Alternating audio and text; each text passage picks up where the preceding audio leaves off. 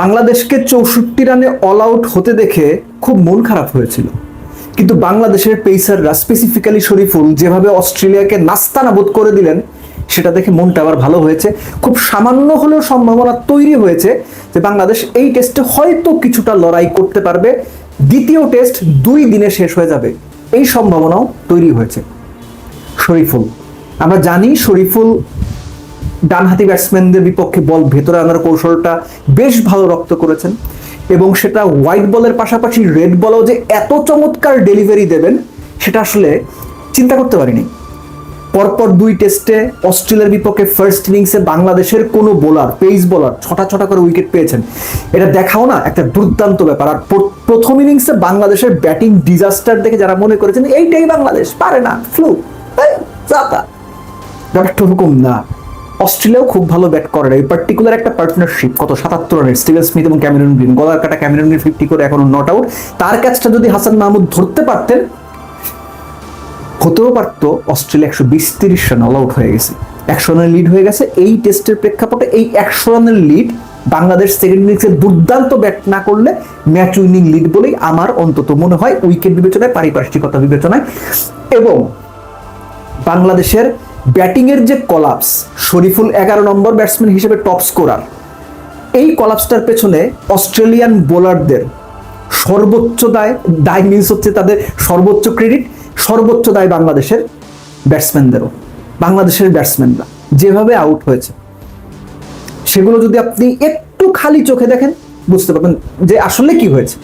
সাদমান ইসলাম, এর আগে ম্যাচের আগে দিন একটা আলোচনাতে আমি বলেছিলাম অনেক বেশি ড্রাইভ খেলা, অন দ্য রাইস খেলা, এটা থেকে নিজেকে সামলাতে হবে, অনেক বেশি বল লিভ করতে হবে এবং স্কোয়ার অফ দ্য উইকেটে খেলার চেষ্টা করতে হবে।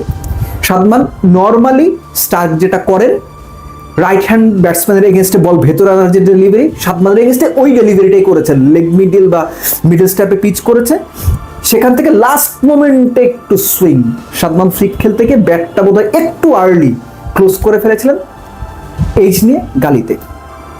সবচেয়ে বেশি খারাপ লেগেছে সেঞ্চুরিয়ান আগের টেস্টের তামিম এবং মুমিনুলের আউটে। দুজনই যে শট খেলে ক্যাচ দিয়েছেন, দ্যাট ওয়াজ নাথিং শট।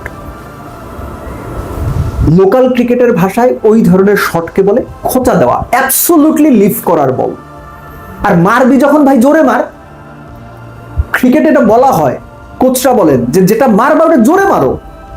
এই খোঁচা দিয়া সেকেন্ড স্লিপ থার্ড স্লিপের হাতে বল দেওয়া, এটা না ভালো লাগে না দেখতে। দুজনেই ফার্স্ট টেস্টে ভালো ব্যাট করেছেন, একজন তো সেঞ্চুরি করেছেন, মুমিনুলও ভালো ব্যাট করেছেন, তারা এরকম খোঁচা দিয়ে আউট হবেন এটা মানা যায় না। এই দুটো মোটেও উইকেট টেকিং ডেলিভারি না। নাজমুল হোসেন শান্ত ফ্লিক খেলতে চেয়েছিলেন না কি করতে চেয়েছিলেন আমি ঠিক বুঝি নাই, কিন্তু তিনিও সাদমানের মতোই he was too early on the shot. একই সঙ্গে মুশফিকুর রহিম, লিটন দাস দুজনের কথা একসঙ্গে জন্য বলছি, আমি প্রচন্ড রকম ভাবে চাচ্ছিলাম, হোয়াট আই ফিল, যে অস্ট্রেলিয়াতে এটা মুশফিকুর রহিমের প্রথম এবং শেষ ট্যুর টেস্ট বিবেচনায়। তিনি তার টেস্ট ক্যারিয়ারটা অস্ট্রেলিয়ার মাটিতে রাঙিয়ে দিয়ে যাবেন। মুশফিক খুব শক্ত লড়াই করেছেন, সত্যি কথা ভাই, যেভাবে সুইং মোকাবেলা করেছেন, বল লিভ করেছেন, বাউন্সের মানে মোকাবেলা করতে গিয়ে রীতিমতো গলদঘর্ম হয়েছেন, still Mushfiq try to do something. কিন্তু প্যাট কামিন্সের ওই বলে, ভেতরে আসা বলে তিনি এভাবে বোল্ড হবেন, তার ডিফেন্স ভেদ করে যাবে একটু ইনসুইংই। এটা আসলে এমন না যে 150-এর ইনসুইং, মুশফিক কিছু বোঝেন নাই, মুশফিক বুঝে শুনেই বোল্ড হয়েছেন, এবং মুশফিকের মতো ব্যাটসম্যানের কাছ থেকে এটা এক্সপেক্টেড না।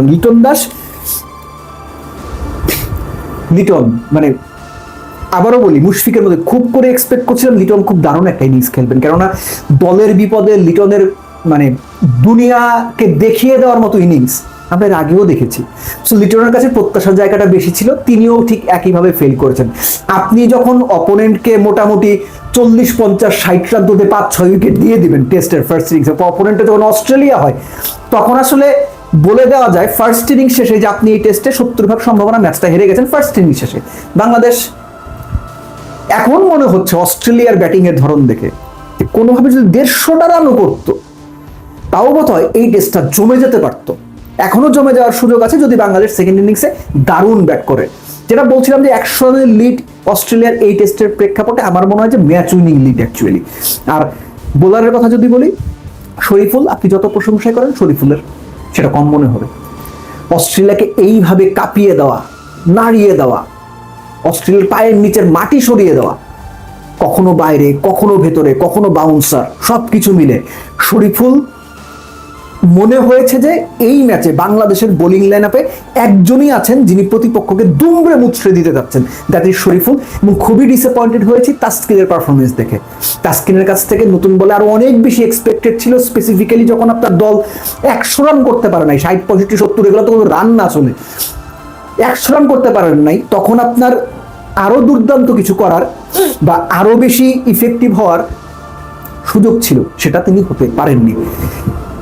বাংলাদেশ এই টেস্টের প্রেক্ষাপটে ব্যাকফুটে রয়েছে, কিন্তু যারা ওই যে বলছিলেন যে বাংলাদেশ এইরকমই, অস্ট্রেলিয়ার ব্যাটিং থেকে কি মনে হচ্ছে যে অস্ট্রেলিয়া যদি ফার্স্ট ব্যাট করতো তাহলে অস্ট্রেলিয়া 100 অল আউট হইতে পারতো? আমার মনে হয় হইতেই পারতো। ইভেন যেটা আমি একটু আগেই বলেছিলাম যে ক্যামেরন গ্রিনের ক্যাচটা যদি হয়ে যেত, হতেও পারতো অস্ট্রেলিয়া 120-30 অল আউট হয়ে গেছে। বাট বাংলাদেশের এখন ওইটাই মাথায় রাখতে হবে, যত দ্রুত সম্ভব এই অস্ট্রেলিয়ার এই ইনিংসকে শেষ করে দিতে হবে, এবং সেকেন্ড ইনিংসের ব্যাটিংটা দুর্দান্ত ব্যাটিং হইতে হবে।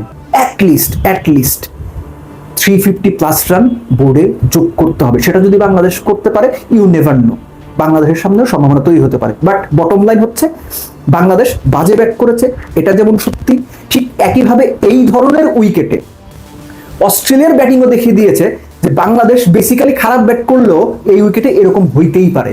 আর এটার জন্য যারা বাংলাদেশ ক্রিকেটের গালবন্ধ করছেন বা বাংলাদেশ ক্রিকেটকে এখন এই মুহূর্তে অনেক বেশি সমালোচনা করছেন, তারাও সঠিক কাজ করছেন বলে অন্তত আমার মনে হয় না।